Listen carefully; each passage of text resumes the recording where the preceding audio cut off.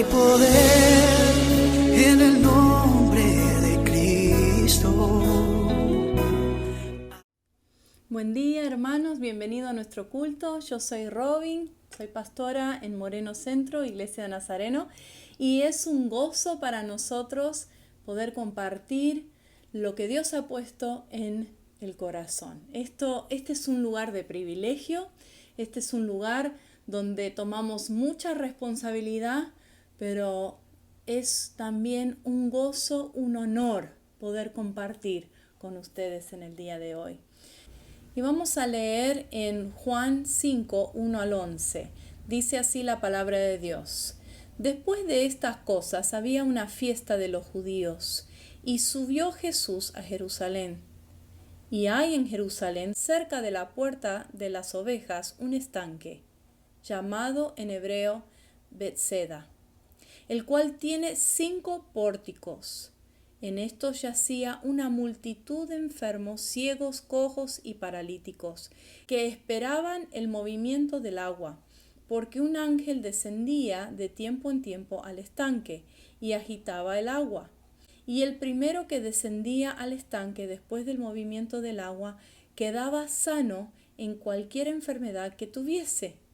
Y había ahí un hombre que hacía 38 años que estaba enfermo. Cuando Jesús lo vio acostado y supo que llevaba ya mucho tiempo así, le dijo: ¿Quieres ser sano? Señor, le respondió el enfermo, no tengo quien me meta en el estanque cuando se agita el agua, y entre tanto que yo voy, otro desciende antes que yo. Jesús le dijo: levántate, toma tu lecho y anda. Y al instante aquel hombre fue sanado, y tomó su lecho y anduvo. Y era día de reposo aquel día. Hasta aquí la palabra de Dios. Cuando estudiamos esta palabra es increíble, tiene tanta riqueza y podemos ver un poco el carácter de misericordia y compasión que tenía Jesús para este hombre enfermo. Entonces podemos hablar de esta historia desde la perspectiva del hombre, desde la perspectiva de los fariseos que después criticaron a Jesús por sanar el día del descanso, el día Sabbat. Podemos verlo desde la parte de sanidad, pero hoy quiero hablar de la palabra restauración. Es una palabra increíblemente teológica y no vamos a poder tocar todos los aspectos que implica la palabra restauración. Sin embargo, vamos a hablar un poquito, porque cuando nosotros hablamos de sanidad física, estamos hablando de solo una parte o una sombra de lo que es la palabra restauración. Cuando pensamos en restauración, tenemos que ir para atrás a la creación y ver que hubo un creador perfecto con intenciones perfectas y buenas hacia su creación. Y cuando Él formó el mundo físico, también formó unas criaturas como vos y yo, seres humanos, que tenemos la parte física, pero también tenemos una parte emocional y una parte espiritual. En esa primera creación, en ese momento de establecer al hombre y la mujer, ellos dos vivían en armonía completa, en una relación sana entre ellos, balanceada, no oprimiendo uno al otro. También vemos que hubo una armonía con la naturaleza. El hombre y la mujer, ellos tenían la responsabilidad de cuidar la naturaleza, de protegerla, de nombrarla, de administrarla, pero no de abusar de ella, ¿sí? Entonces hubo un balance perfecto en esto que era la creación. También hubo una espectacular y abierta relación espiritual con Dios. La palabra nos dice que Dios caminaba todos los días entre ellos y hablaba con ellos como hombre a hombre, mujer a hombre, y hablaban cara a cara. Y era una relación íntima, sin ninguna barrera. Entonces, cuando el hombre y la mujer pecaron, lo que entró al mundo fue una rotura de toda la armonía, no solamente la armonía espiritual. Y muchas veces como cristianos pensamos siempre en el área espiritual y nuestra rotura con Dios. Y sí, esa es la primera cosa que se rompió o la cosa más devastadora que se rompió, porque hubo una decadencia que partió de esa separación entre Dios y el hombre como ser humano. Pero también hubo un quebranto con la naturaleza, un quebranto con la relación entre hombre y mujer. Hubo toda una rotura de esta creación perfecta. Entonces, cuando hablamos de la restauración, tenemos que ser muy claros y hablamos de la salvación que encontramos en Cristo, que la intención de Cristo no se limita a restaurar la relación con nosotros y con Dios. Si bien parte todo de ahí, hay una restauración más amplia que tenemos que ver y tiene que ver con la restauración de nuestro físico. Y eso también no solamente implica una sanidad cuando estamos enfermos, sino una prevención, un cuidado. Y creo que el pastor Carlos habló un poco de esto en excelentes puntos de cómo ganar nuestra carrera. Pero también cuando hablamos de restauración, estamos hablando de una restauración completa, ¿sí? Con la naturaleza, en las relaciones humanas, en nuestro pensamiento, en nuestra forma de ordenar nuestros pensamientos, en lo que permitimos entrar en nuestros pensamientos, en que sean verdades y no mentiras. Entonces, en esta historia vamos a ver una sombra de lo que es la restauración, ¿sí? No puede haber restauración en otras áreas de nuestra vida si no hemos primeramente tocado la restauración espiritual. De ahí va a partir la mejor restauración a otras partes de nuestra vida. Entonces, en esta historia voy a pintar un poquito lo que había. Había un lugar para el pueblo judío que supuestamente los ángeles de vez en cuando venían a ese estanque. Era un estanque como una piletita que había decorativa afuera del templo en Jerusalén. Y este lugar se había convertido, y realmente no sabemos todos los detalles, no está en la ley inicial que proveyó Dios a su pueblo en cuanto a la forma de sanarse. Es casi como que se nota que es una superstición que se fue dando en el ámbito religioso de los judíos. Entonces, lo que vemos es que hay un estanque y que de vez en cuando ángeles venían y movían las aguas. No había un tiempo establecido, no se sabía cuándo iban a llegar, y los enfermos que estaban alrededor de este lugar, esta piletita, si ellos llegaban al agua, primero eran sanados. Entonces, realmente no sabemos si las personas se sanaban porque había un ángel realmente que movía las aguas o si esto era el pensamiento en aquel tiempo. No sabemos si las personas se sanaban por fe. No sabemos si realmente Dios extendía una gracia especial dirigido en ese tiempo para ese pueblo.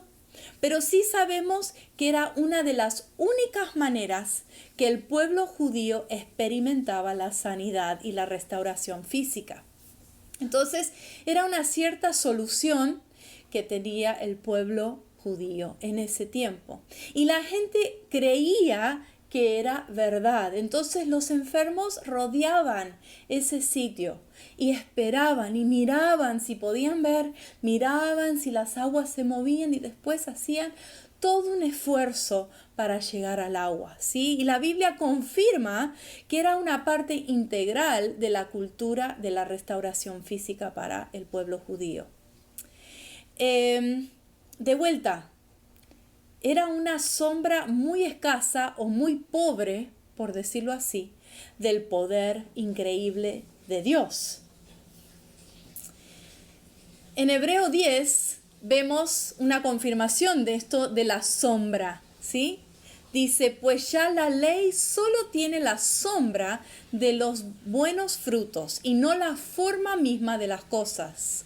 Nunca puede, por los mismos sacrificios que ellos ofrecen continuamente año tras año, hacer perfectos a los que se acercan. ¿Qué quiere decir esto en Hebreos? Dice que la ley antigua no es suficiente para restaurarnos completamente en él.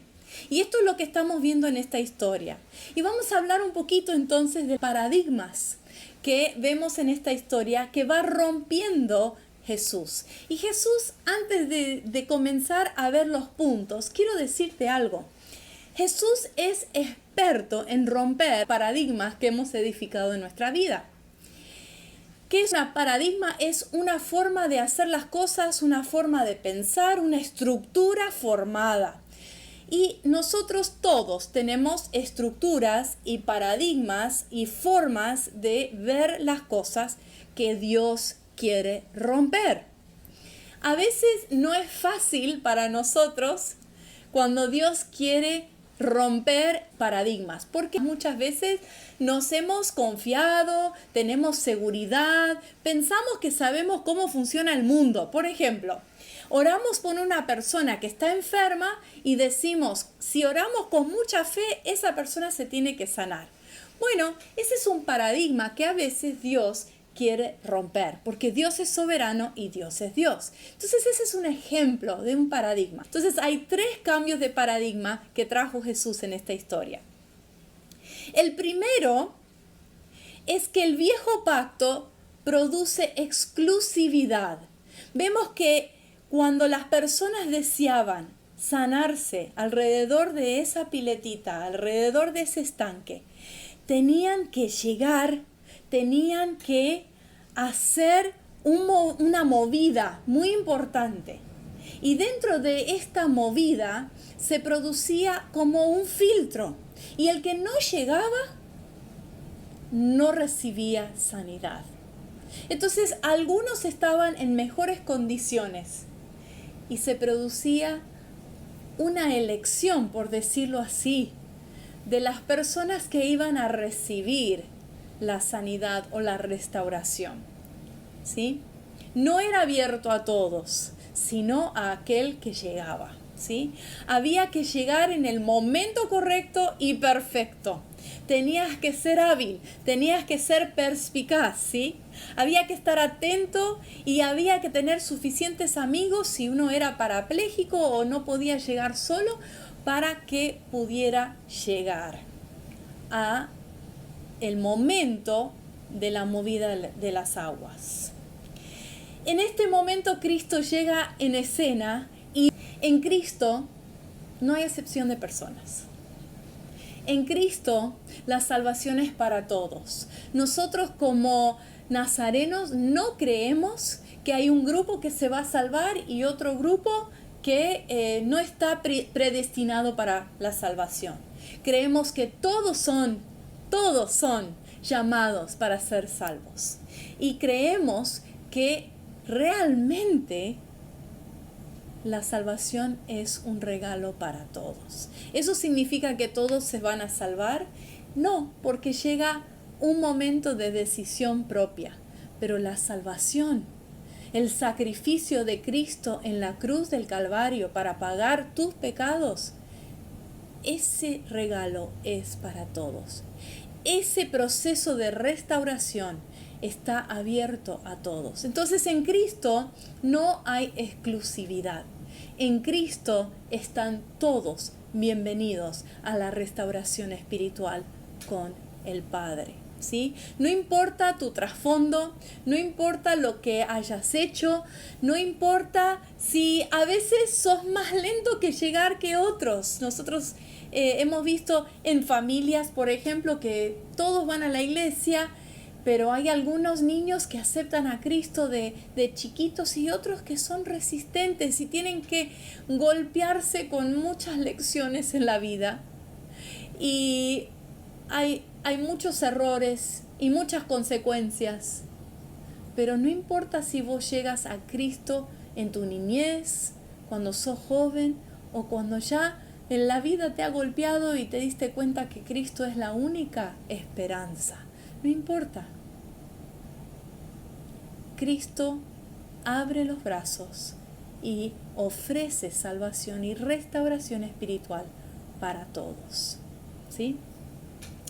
En vez de hablar de un estanque de agua, aguas estancadas, hablamos de Cristo, que es agua viva, fuente de toda agua viva. ¿Ven? Entonces el primer cambio, el primer ajuste de paradigmas es que Cristo no es exclusivo, te acepta como sos.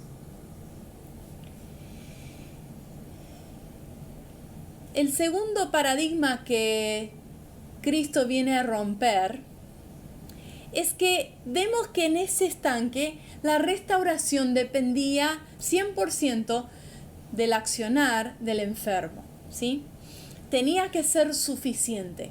Tenía que ser suficientemente rápido, suficientemente atento, suficientes amigos para acompañarle. Tenía que estar. Este hombre estuvo tantos años esperando. 38 años esperando la sanidad al lado de esa piletita. ¿Se pueden imaginar toda la vida enfocada en una respuesta? Y muchas veces nosotros somos iguales. Enfocamos todos nuestros recursos, toda nuestra vida, todo lo que tenemos para resolver un problema, posiblemente para dejar de ser gorditos o para tener más dinero o para que nuestros hijos se porten de una manera u otra. Todo lo que tenemos enfocado en eso, ¿para qué? Bueno, para este hombre era para llegar a esa restauración que él tanto quería. Y cuando vemos el estilo, la mentalidad del judío en ese tiempo, era todo así. Uno recibía salvación por medio del cumplimiento de la ley, y si no cumplía la ley, no podía ser salvo. Y muchas veces en nuestra forma de pensar tenemos el mismo problema. Pensamos que el cristianismo se trata de lo que hacemos o lo que dejamos de hacer en vez de lo que somos en Cristo. Ahora, cuando llega Cristo en escena, Él rompe paradigma porque Él va al hombre que más lento obviamente fue, al hombre que menos podía llegar, al hombre que menos se esperaba que cumpliera con ese requisito de llegar al agua. Y lo sanó. Y sí le preguntó, porque Dios siempre te pregunta, Dios siempre tiene respeto por dónde estás en tu vida espiritual. No te avasalla. La salvación es gratis, es para ti, pero lo tenés que elegir. La restauración es siempre una opción. Tu matrimonio siempre se puede restaurar. Tu situación económica siempre se puede mejorar. Tu salud siempre se puede mejorar. Es siempre una opción. Pero más que todas estas cosas que mencioné, tu relación con Dios siempre se puede restaurar mientras estés vivo. Pero lo tenés que querer.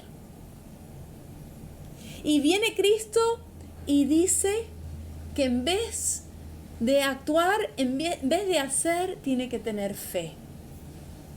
Él llega a nuestra necesidad y no hay salvación sino por medio de fe en Cristo Jesús.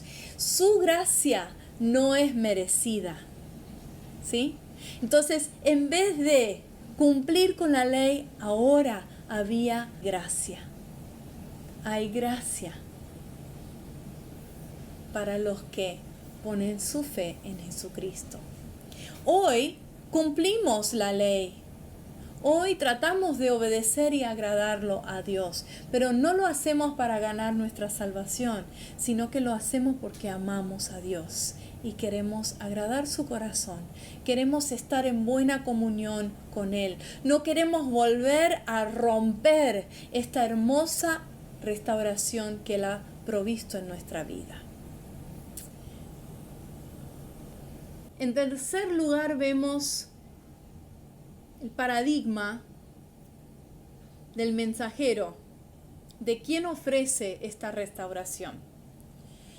Como dije al principio, no sabemos si todo esto estaba basado en una superstición, pero sí sabemos que ellos creían que el ángel de Dios bajaba y tocaba el agua y la gente se sanaba. Entonces es increíble, pero en realidad el que accionaba sanidad en la vida de las personas en ese paradigma era un ser creado, un ángel, un ser espiritual, un mensajero divino. Y es muy lindo esto, pero realmente no era Dios mismo. Pero cuando Cristo entra en escena, es Cristo mismo en carne propia.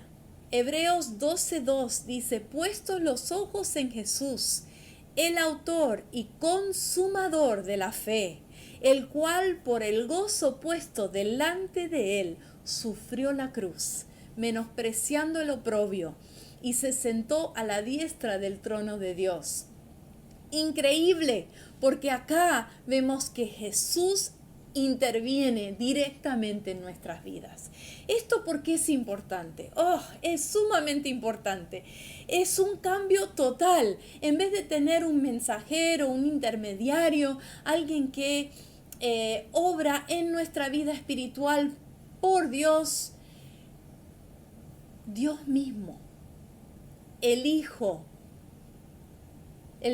la segunda persona de la Trinidad, obra en nuestra vida directamente. No estamos siendo atendidos supersticiosamente por ángeles o seres espirituales. Cristo puede sanar cada área de nuestra vida. Directamente estamos conectados a la fuente de toda sabiduría, a Dios mismo. Es increíble esto y nos enseña muchas cosas. Entonces, estos tres paradigmas que se rompieron cuando Jesús vino y sanó al paralítico, nos enseñan cosas acerca de nuestra vida espiritual. ¿Cómo podemos medir cuando nos estamos deslizando al pacto antiguo? Y quiero que se imaginen estando al lado de esa pileta, ese estanque en Jerusalén. Estamos al lado y está Jesús. Y Jesús nos está extendiendo la mano. Esa mano para el nuevo pacto, esa mano para un paradigma diferente a lo que estamos acostumbrados. Y tenemos la decisión. Podemos deslizarnos a la pileta del pacto antiguo o podemos extender la mano también, aferrarnos a Jesús y seguir sus planes para nuestra vida. ¿Cómo yo sé cuando me estoy deslizando a la pileta del viejo pacto? Hay tres maneras.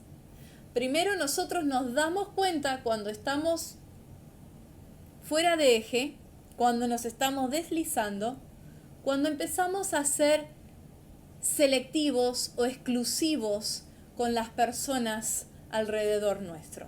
Cuando creemos que hay un grupo de gente que es inalcanzable para Dios, esta nueva generación, aquellos que tienen esa ideología, los que tienen este vicio, los familiares que nunca cambian, nunca vuelven a Dios, que son rebeldes. Cuando nosotros empezamos a cerrarnos, a pensar que la gracia de Dios no puede alcanzar a aquellos que son tan diferentes que nosotros, ahí estamos deslizándonos a la pileta del viejo pacto. Estamos creyendo que nosotros somos especiales, que nuestros pecados no son tan malos como los pecados de otros.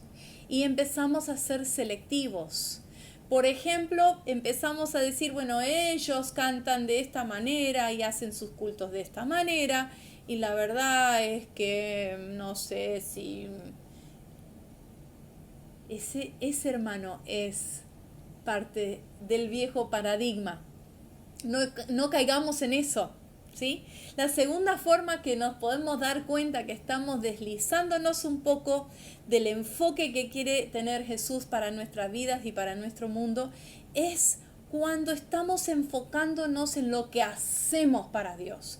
Lo que hacemos, lo que hago, lo que dejo de hacer, lo que tomo, lo que no tomo, lo que hablo, lo que no hablo. Ahora, estas cosas son importantes porque nosotros por amor a Dios queremos cuidar nuestro testimonio. Queremos cuidar las cosas que pueden ofender al Espíritu Santo. Pero cuando nosotros empezamos a mirar a todos los demás y ver lo que hacen, lo que no hacen, esto indica que estamos volviendo al paradigma antiguo.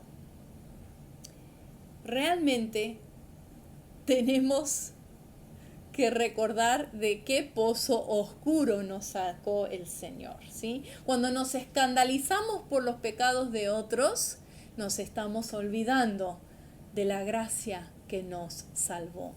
Y en tercer lugar, cuando empezamos a ser sumamente sobre espirituales y supersticiosos. ¿Qué quiero decir con eso? Quiero mi milagro. Vengo a la iglesia y quiero mi milagro. Voy al altar y quiero mi milagro.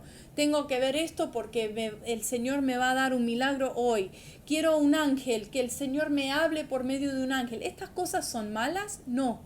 Pero cuando nosotros empezamos a basar toda nuestra experiencia espiritual en lo secundario, nos olvidamos que fuente de toda sabiduría y autor de nuestra vida espiritual es Jesucristo, ¿sí? Si Dios no obra como yo quiero, entonces hice algo mal, o tengo que orar de esta manera, o tengo que dar de esta manera para que las cosas me salgan así. Cuando nosotros exaltamos a un líder o a un predicador y todo lo que diga esa persona es como si fuera del propio labio de Dios mismo, es lo que hacían en el Antiguo Testamento, cuando creían que todo tenía que venir de otro, que toda su salvación y su restauración estaba en el líder, en el que guiaba. Y ese es un peligro, esa es una superstición espiritual. Nuestro líder es Jesucristo, la cabeza de la iglesia es Jesucristo, y todos somos servidores fieles de Él, ¿sí?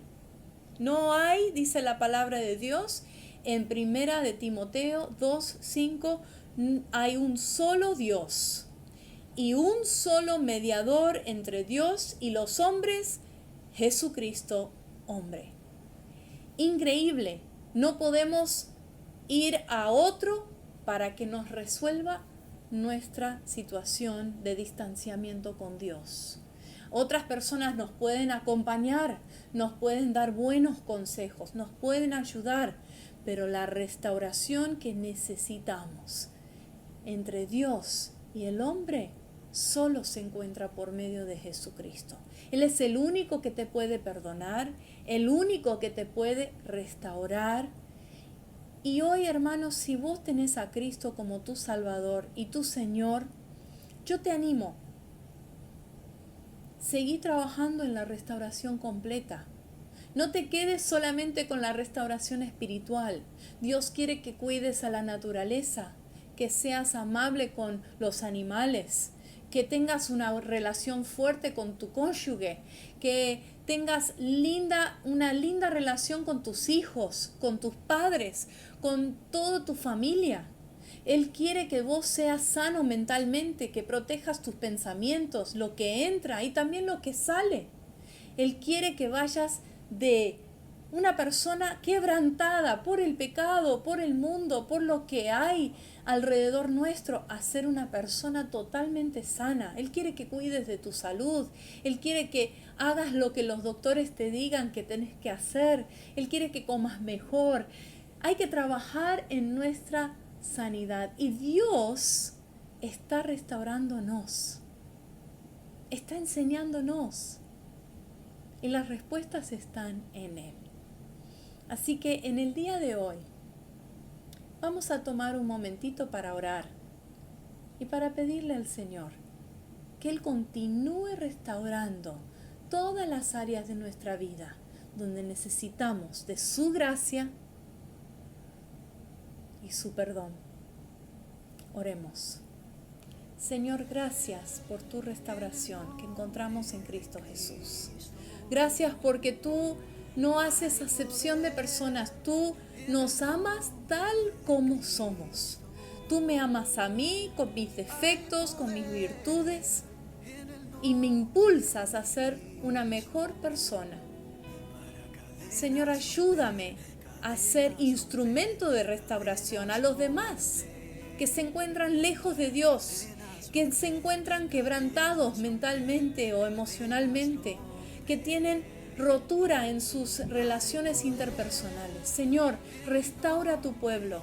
Nos humillamos delante de ti y pedimos que tú seas el autor y consumador de nuestra fe y que por medio de esa fe tú obres como obraste en este hombre paralítico hace más de 2000 años.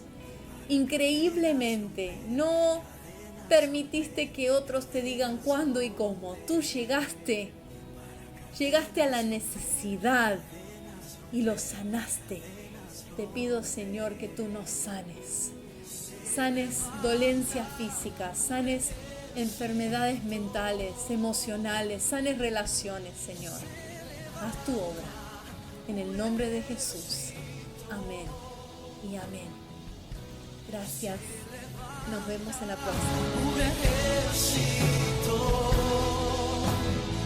para cadenas romper, cadenas romper, cadenas romper.